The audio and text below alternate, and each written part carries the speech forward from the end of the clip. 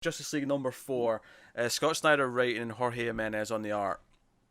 And this, of course, is continuing where we left off with Joker behind a Hot Girl inside Martian Manhunter's body in the little ship.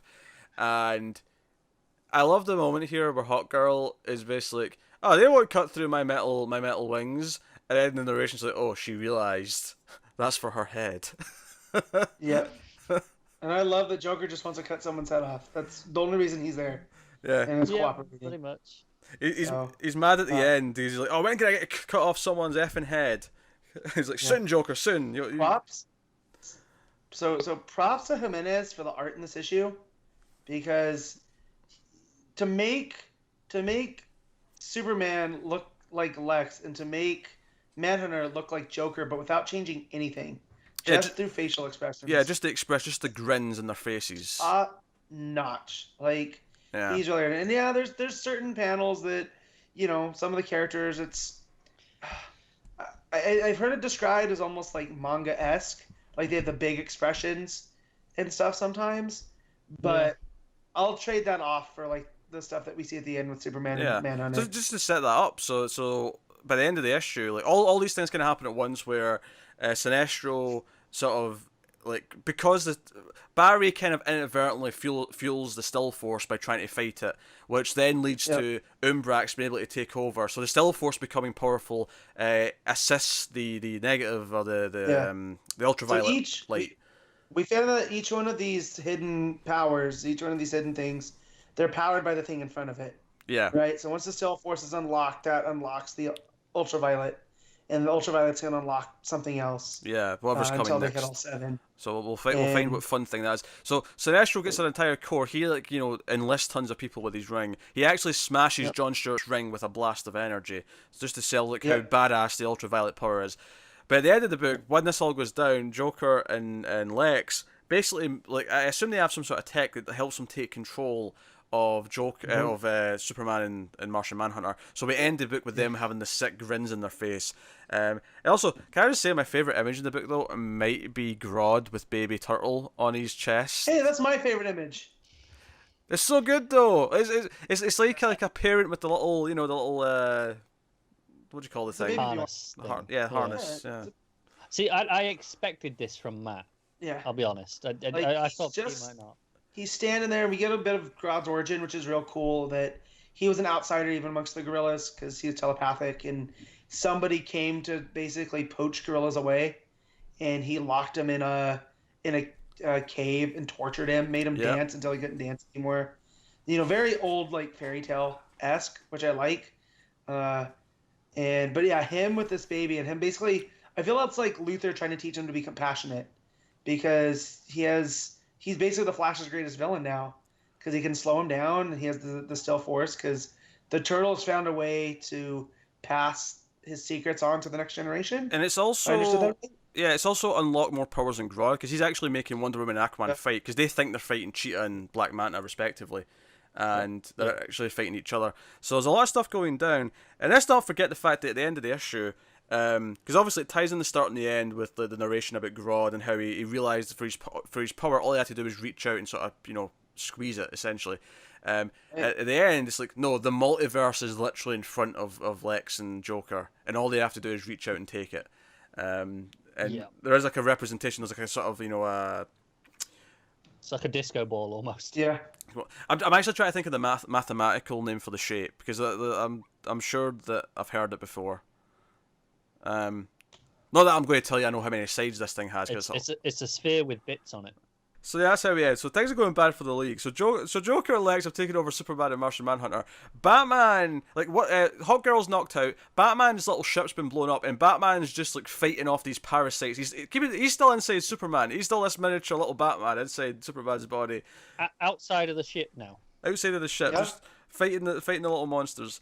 And of course, Jean actually, before they turn, he tells Superman about the vision that he got from Vandal Savage, about this being the end of everything, and how it may have also played a part in the end of his race of the Martians.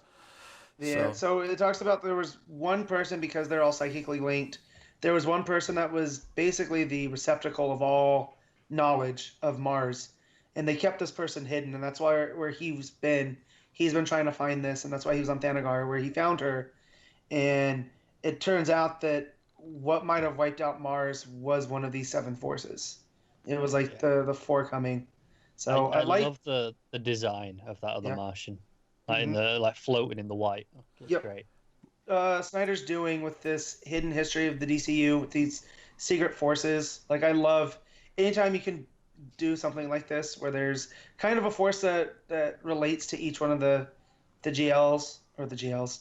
Each one of the, I was thinking of the Ultraviolet, but each one of the heroes. And you have the Steel Force here for Flash. You have the Ultraviolet for the GL Core. It looks like this, whatever the psychic plague is, might be Manhunters. Yeah, that makes a lot of sense. To. And I also like that each time one is activated, it lights up on Luthor's doorknob, which that's what I'm calling it for now on, because it's basically what it is. Yeah, but it's such a weird, just random object. So I'm assuming we'll get some more backstory as to what this thing actually is later. Yeah. Well, that's the thing. It is a doorknob, right? Because it appeared at the door, and it's going to be okay. So, I mean, a doorknob, you use it to open a door. So, well, yeah, I know, but assuming these lights are I'm assuming these lights are the key, and it's unlocking it. What's it a door to? Right. Oh, sure, yeah, but why did it appear randomly at that one building in Smallville? No. Right, that's a valid question, because right now it's just random as shit. Yeah, I'm feeling like this is what we talked about, where Doom is Fate and Fate is Doom, right? From the old thing. I feel like we might start getting some of this next issue. Yeah. Very possibly, yeah. Because that's the Legion of Doom issue. Yeah. So, but I feel like it's calling to Lex, and Lex in turn is calling to it. So, I also think there's going to be some kind of twist where none of this actually has happened. It's Manhunter, like this is the darkest timeline, or whatever. Kind of hope not. Yeah, I hope not either, but I feel like that's how we can. Because man, it's gotten pretty dark for the Justice League. Oh, it's gone pretty dark. Everything's happening. The villains are winning, and it kind of feels like to me that they won't really necessarily completely win. Like the Justice League won't necessarily completely win at the end of this arc. It feels like there'll be some great leftover things for this run to pick at and solve over time. Yeah. Well, it's a war of attrition, right? So whatever ground that the Legion of Doom take, I'm sure Justice League will fight back. Yeah. And so it's a game of inches.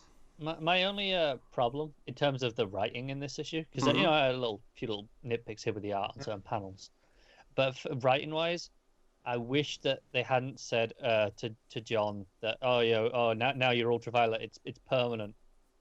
You'll never be a Green Lantern again. It's like, but we know it's not. Don't even bother. It's not worth even saying that. It's not worth trying to raise. I saw him in Green Lanterns later in the week, and I was like, liar.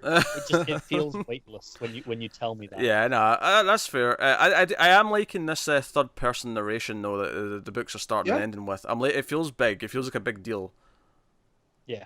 Like whether this is a narrator we actually ever meet, or if it's just this unseen narrator voice. I kind of expect to meet them at some point, because I think comics do that quite a lot, where it'll feel like it's just narration, and then eventually it'll turn out it is someone telling the story. Yeah, but I like it because it feels like this is a big deal. It gives it that just a little bit of the gravitas of so I do like on that angle that it's blank, the narration boxes. You know how usually when it has some color scheme or some symbols, know whose narration it is. Yeah, whereas white. These are just plain white. Yeah.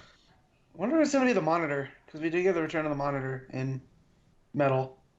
Yeah, sure. But yeah, let's rate Justice League. Let's rate Justice League. So, let's do that. What do you give it, Connor? 8.5. I had a blast. Matt? 8.5.